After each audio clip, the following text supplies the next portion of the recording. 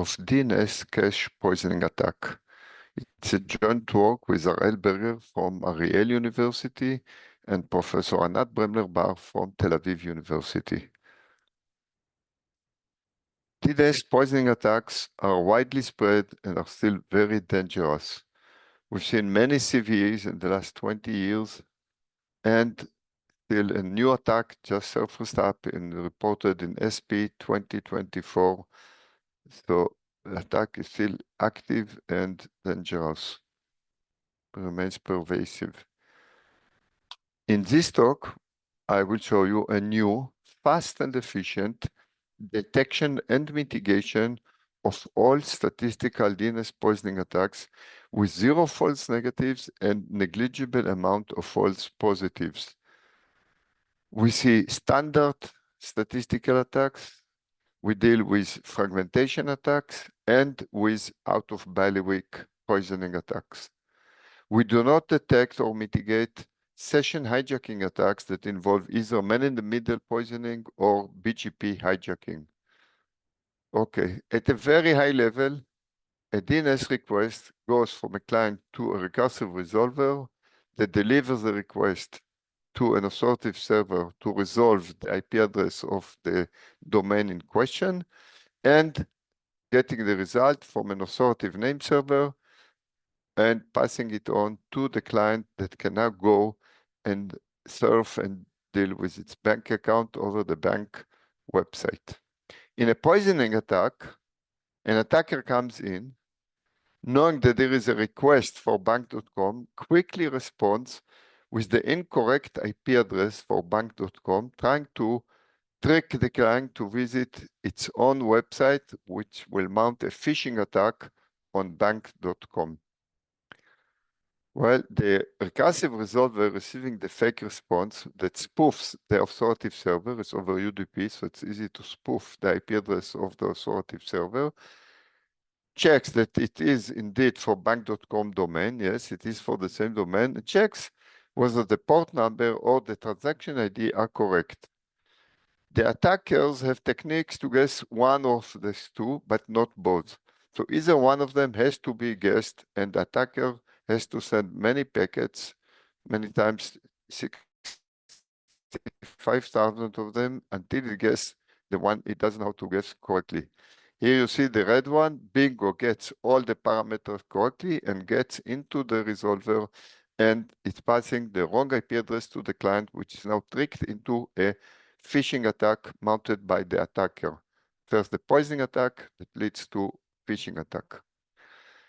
How do we do for detection? We detect any response for the same domain that arrives more than 5 times within a short period of time.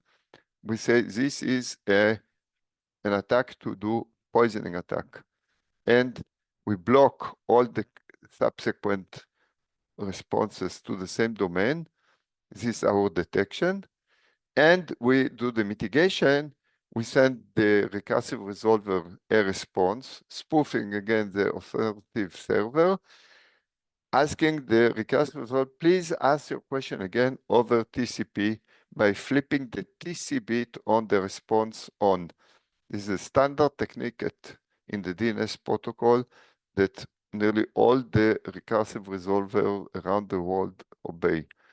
And the recursive resolver asks the question again over TCP.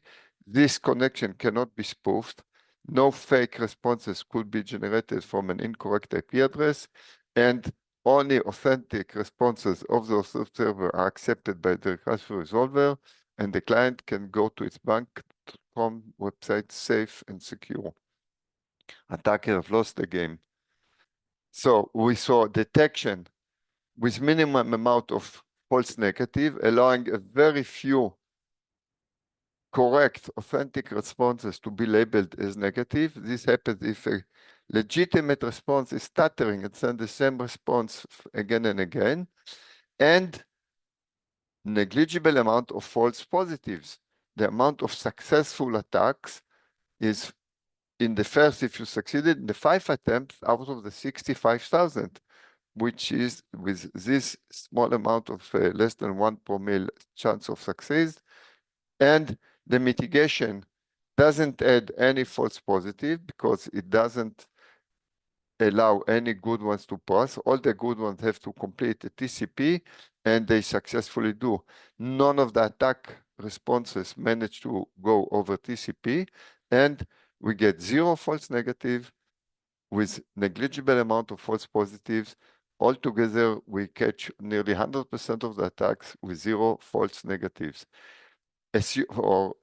And we assume that all the resolvers obey the rule to come back over TCP when the TCP bit is on. There's a small amount of resolvers, less than 3%, the negligible amount of DNS traffic. So let's do the second type of attack that we handle, which is fragmentation. In a correct fragmentation response, authoritative server may have a slightly too large response to fit into one UDP packet. So it says, I will send it in fragments, say 2 fragments.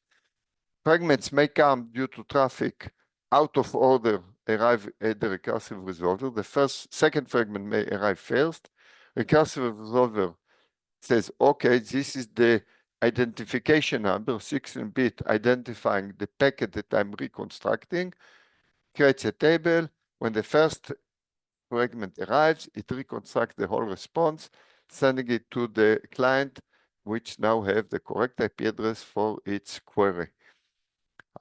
When an attacker comes in, he's pulling the fragmentation response. He quickly responds with his own second fragmentation. Now, he's guessing some identification number. Attackers have learned over the years how to correctly guess there are attacks that know how to correctly guess what will be the fragmentation ID number used by the authoritative name server. If they don't know, they will have to guess this is again 16-bit. And once one of them is correctly guessed, or we know to guess it ahead of time, when the first fragment arrives from the authoritative server, the complete response is compiled, and the incorrect IP address that the attacker have planted in the second fragment goes to the client, which is now tricked into the phishing attack. Okay, what do we do for detection and mitigation? We detect any fragment, any UDP packet that is labeled as a fragment, part of a larger response, is blocked. All of them are blocked.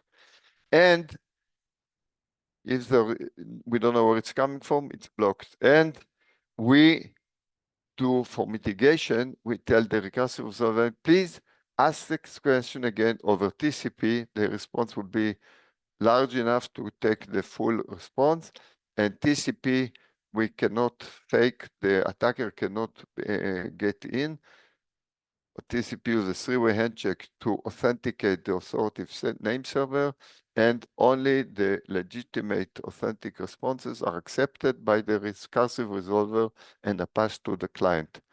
Client is safe, accessing its bank account, and the attacker has lost the game again. Okay, what do we have here for the false negatives? Oh boy, in the detection, we block all of them, the good ones and the bad ones, 100% false negatives, and we don't allow anybody to go through. So nothing succeeds and 0 false positives. But in the mitigation, using the TCP connection, we have 0 false negative and 0 false positive. So all the ones that are suspicious are passed to the mitigation, and only the good ones can pass the mitigation. We get 0 false negatives in total, 0 false positives, and altogether we block 100% of the fragmentation poisoning, DNS poisoning attacks with 0 false negatives. Again, assuming the recursive resolver do respond to the TC bit and go over TCP. Let's see, the last and third type of attack is an out-of-bailiwick attack. First, let's see what is the correct behavior within bailiwick. A request goes, this time for foobar.com, and goes to the authoritative server that may respond now with a packet with the correct answer for foobar.com. However, it says, I want to tell you some more information that I have. The name server for bank.com domain is ns1.attacker.com. And I also attach a glue record. This is .com. So both are within the same top level domain. So you can believe me because I'm dealing with the top level domain responses. And I attach a glue record. Trust me, this is the IP address of name server for attacker.com. And the recursive resolver notices, records it in its cache, and sends the response for foobar to the client. Next, when the client asks about bank.com, it goes and asks the IP address it was given by the glue record, the name server at 6666, and gets the correct response, and the correct IP address for the bank.com arrives to the client. In an out-of-bailiwick attack, the client responds with a packet of its own, again, spoofing the authoritative name server. But now this is out of bailiwick because the attacker doesn't have the capabilities to register a name server in the top level domain.com. So it tells the recursive resolver, look, I'm bank.com is in the name server is in .net domain. And believe me, the IP address is 777. Well, this time its glue record should have been ignored because it's not in the same top level domain. This is why it is called out of bailiwick. This domain is outside of the jurisdiction of this domain. There are quite a few at least, recursive resolver that do not obey the out of bailiwick rule and do take the incorrect IP address, and the attackers use it.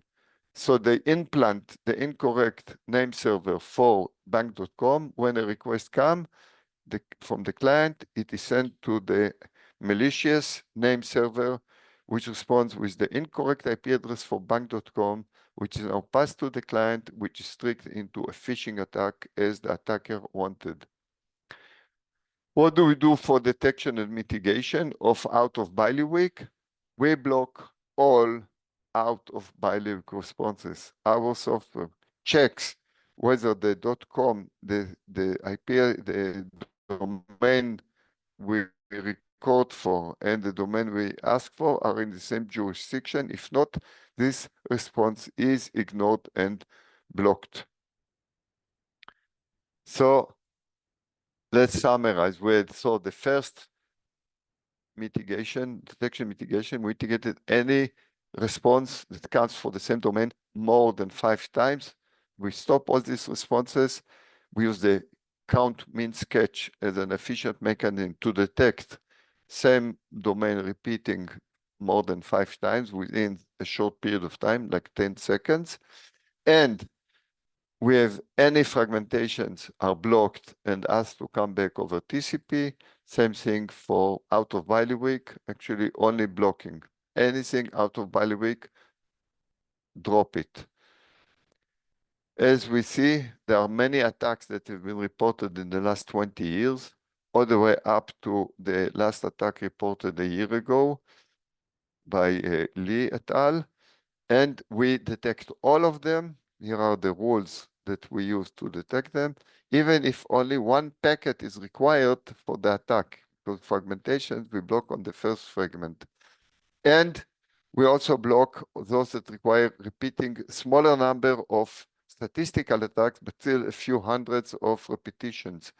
We block and mitigate all of these attacks, and we cover all the CVEs that have been going out in the last 20 years, reporting about and patching DNS poisoning attacks. We compare our work to 2 IDSs, Suricata and Snort. These 2 are detection system, intrusion detection systems. So they are passive, they don't have any mitigation.